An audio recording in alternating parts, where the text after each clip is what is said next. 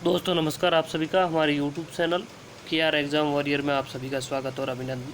देखिए साथियों, आप सभी को पता है वरिष्ठ अध्यापक जो एग्ज़ाम है वो अब बहुत ही नज़दीक है, तो उसको लेकर अपन बात करेंगे। वरिष्ठ अध्यापक के अंतर्गत क्या आपकी रणनीति होनी चाहिए और विशेषकर सामाजिक वालों के लिए अपन बात करेंगे इसमें, क्योंकि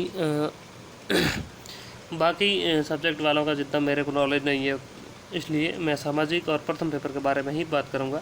तो अपन बात करेंगे पहले समय प्रबंधन की, प्रथम पेपर की बात करेंगे पहले, फिर बात करेंगे सामाजिक वालों की। तो जो भी साथी हमारे साथ नए जुड़ रहे हैं, हमारे यूट्यूब चैनल को सब्सक्राइब कर लें, जिससे कि आने वाली हर वैकेंसी की जानकारी आप तक सबसे पहले पहुंच सके और वीडियो की जानकारी भी सबसे पहले पहुंच सके। देखिए, प्रथम पेपर की बात करें तो प्रथम पेपर आप सभी को पता है कुल मिलाकर 200 अंकों को होगा, जिसमें 100 क्वेश्चन होंगे। तो इसको आपको कैसे समय प्रबंधन करना है? देखिए, कम से कम अब आपको 8 से 9 घंटे तो पढ़ाई करनी ही करनी है। इससे कम में सिलेक्शन की संभावना बहुत कम है, क्योंकि वर्तमान में कंपटीशन बहुत बढ़ गया है। तो इसलिए 8 से 9 घंटे तो पढ़ाई करनी ही करनी है। देखिए, प्रथम पेपर आप सुबह पढ़ सकते हैं या फिर शाम को पढ़ सकते हैं, इसमें कोई डाउट नहीं होना चाहिए आपको, जब आपकी इच्छा हो, लेकिन पढ़े ज़रूर। देखिए, प्रथम पेपर को क्या करना है, कम से कम आपको 4 घंटे तो देने ही देने हैं। देखिए, 4 घंटे से कम प्रथम पेपर नहीं हो पाएगा, क्योंकि 200 नंबरों का है।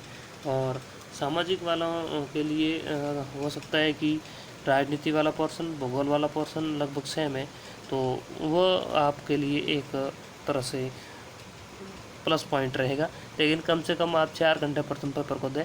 और अब आपको करना क्या है कि जो भी आपके पास पहले से गाइड है वही पढ़ें, और गाइड आपको पढ़ने की ज़रूरत नहीं है। जैसे आप लक्ष्य की गाइड लेके आ गए, लक्ष्य गाइड, तो आपके लिए सेकंड ग्रेड के लिए लक्ष्य गाइड सफिशिएंट है, और 100% लक्ष्य गाइड से 80 से 90% क्वेश्चन आपको मिल जाएंगे। तो आपको करना क्या है, करंट अफेयर अगर आप अब साथ में पढ़ना चाहें तो भी पढ़ सकते हैं। शाम को 1 घंटा करंट अफेयर को दे दें, कोई भी अच्छी करंट अफेयर की गाइड लाए। जैसे मूमल है तो मूमल लेके आ जाए, बहुत अच्छी गाइड आती है मूमल की भी। फिर ना पब्लिकेशन वाली भी बहुत अच्छी है, या फिर उत्कर्ष क्लासेस वाले जो आते हैं प्रत्येक माह के टुकड़े, वो भी काफ़ी अच्छे हैं। तो आप इनमें से कोई भी एक पोर्शन पढ़ सकते हैं।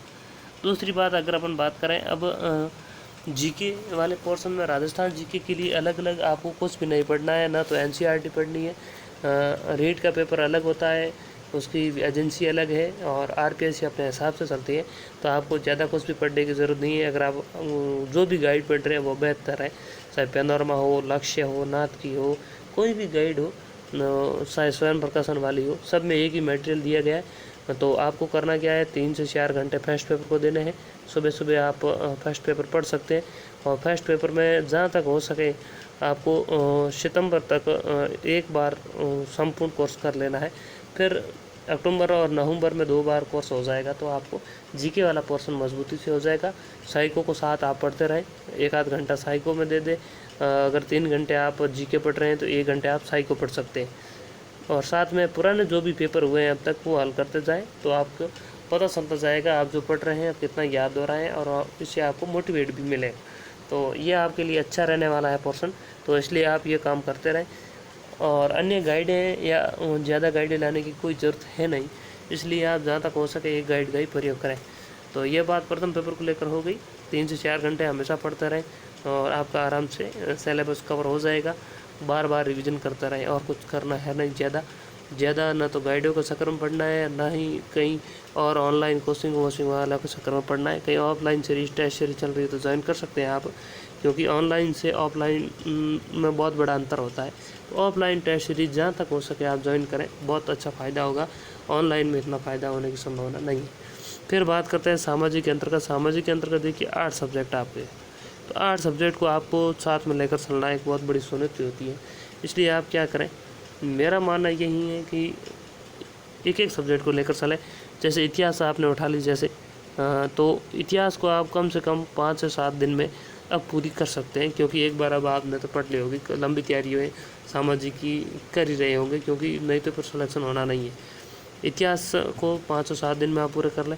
फिर दूसरा सब्जेक्ट उठा लें, और देखिए इतिहास, भूगोल और राजनीति ये 3 सब्जेक्ट बड़े हैं, इसमें 5-5 दिन लग सकते हैं, यानी 15 दिन के अंतर्गत आप तीनों सब्जेक्ट अब रिवीजन के तौर पर पूरी कर सकते हैं। फिर अगले 15 दिनों के अंतर्गत तो बाकी जो 5 सब्जेक्ट है वह कर सकते हैं।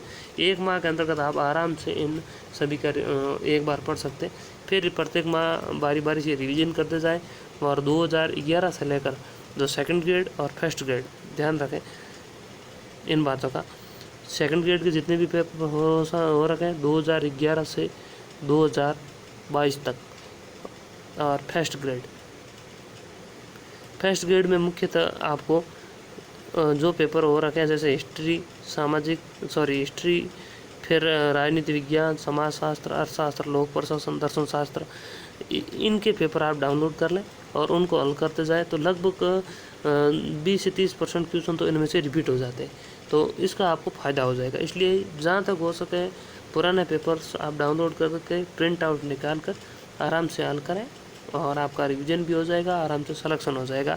और आपको टारगेट लेकर चलना है 350 का, सामाजिक में 350 नंबर का तो टारगेट लेकर ही चलना है, तब जाकर सिलेक्शन होगा, नहीं तो सिलेक्शन होने की संभावना बहुत कम रहती है क्योंकि कंपटीशन बहुत बढ़ गया है।